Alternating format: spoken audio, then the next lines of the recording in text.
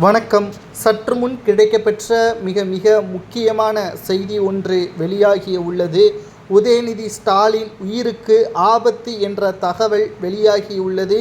நேற்று இரவு உதயநிதி ஸ்டாலின் அவர்களை கொலை செய்வதாக மிரட்டிய தகவல் சமூக வலைதளங்களில் வைரலாக பரவி வருகிறது. குறிப்பாக சனாதன தர்ம வழக்கின் எதிராக உச்சநீதிமன்றத்தில் மேல்முறையீடு செய்த உதயநிதி ஸ்டாலின் அவர்களுக்கு நீதிமன்றம் சாதகமாக தீர்ப்பு வழங்கியது. மேலும் சனாதன வழக்கில் உதயநிதி ஸ்டாலின் அவர்கள் இனி எந்த ஒரு பிரச்சனையும் செய்யக்கூடாது என்று உத்தரவாதம் கொடுக்க வேண்டும் என்பதை மட்டும்தான் உச்சநீதிமன்றம் கொடுத்ததை தவிர அவருக்கு எந்த ஒரு தண்டனையும் வழங்கவில்லை. மேலும் உதயநிதிக்கு எதிராக தொடரப்பட்ட வழக்குகள் அனைத்தையும் தள்ளுபடி செய்யப்பட்ட நிலையில் தற்பொழுது உதயநிதி ஸ்டாலின் அவருக்கு உயிருக்கு ஆபத்து என்ற தகவல் வெளியாகியுள்ளது. துணை முதல்வராக இருக்கக்கூடிய உதயநிதி ஸ்டாலின் அவர்கள் திமுகவின் அடுத்த தலைவராக இன்னும் குறுகிய காலத்தில் பொறுப்பேற்பார் என்றும் எதிர்பார்க்கப்படுகிறது.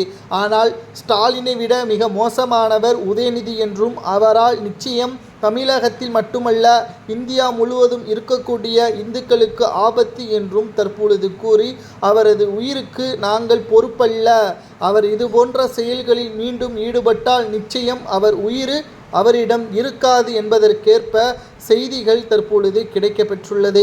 இதனால் ஒட்டுமொத்த திமுகவும் அதிர்ச்சியடைந்திருக்கிறார்கள். இந்த தகவலை வெளியிட்டவர்கள் யார், அவர்கள் மீது நடவடிக்கை எடுக்க வேண்டும் என்று தற்பொழுது காவல் நிலையத்தில் புகார் ஒன்றும் கொடுக்கப்பட்டுள்ளது. இது தமிழகத்தில் மட்டும் நடக்கக்கூடிய மிக பேசும் பொருளாக மாறியிருக்கிறதா என்று பார்த்தால் நிச்சயமாக கிடையாது.